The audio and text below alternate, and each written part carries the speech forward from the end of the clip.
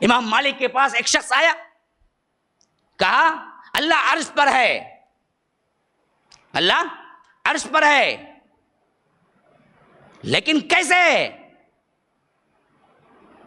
الرحمن علی العرش، رحمان عرش پر ہے۔ استوا، استوا کا ڈکشنری میننگ ہوتا ہے کسی پہ ٹھہرنا، جیسا کہ لفظ استعمال ہوا ہے حضرت نوح کی کشتی جس پہاڑ پہ ٹھہری، یہی لفظ استعمال ہوا ہے قرآن کے اندر، الرحمن علی العرش استوا، استوا، اللہ عرش پر مستوی ہے، اللہ عرش پر ہے، یہی لفظ استعمال ہو رہا ہے۔ کیسے؟ فرمایا کہ واستوت علی الجودی، نوح کی کشتی جودی پہاڑ پر ٹھہری، واستوت، استوا، وہی لفظ۔ تو وہ شخص آیا، پوچھا امام مالک سے کہ استوا کا ڈکشنری میننگ تو معلوم ہے کسی کے اوپر ہونا، لیکن کیسے ہے؟ پڑا ہوا ہے، بیٹھا ہوا ہے، کھڑا ہوا ہے، کیسے ہے؟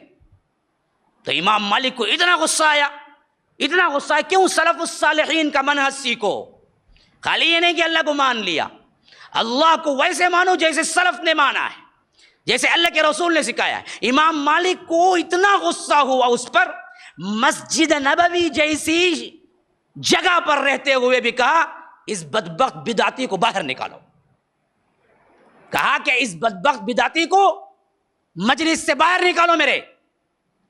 جب شاگرد باہر نکالے، کہا کہ میں نے اس وجہ سے کہا، جواب مجھے دینا معلوم تھا، لیکن میں اس بدعتی کے اثرات تمہارے اوپر پڑنا نہیں چاہتا تھا، اس وجہ سے پہلے اسے دور کیا، پہلے اسے دور کیا۔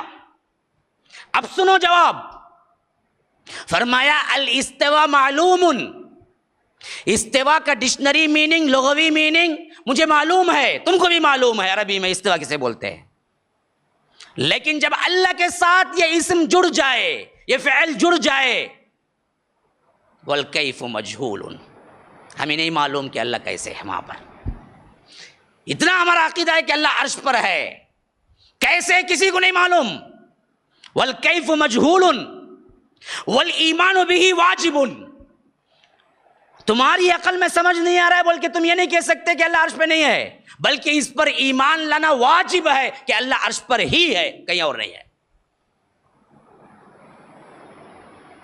اور چارواں نقطہ بیان فرمایا والسؤال عنہ بدعۃ، اور اس بارے میں سوال کرنا بدعت ہے۔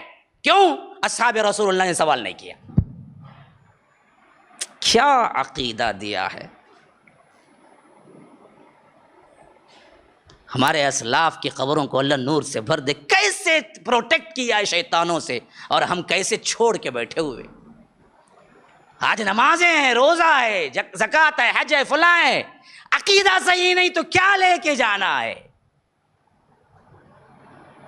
عقیدے کا بگاڑ ہے، اللہ ہر جگہ ہے سمجھ کے نماز ادا کرتا رہا، اللہ ایک ہی جھٹکے میں سب کا سب اٹھا کے پھینک دے گا۔ تو مجھے جانا ہی نہیں، سمجھا ہی نہیں، وما قدر اللہ حق قدری،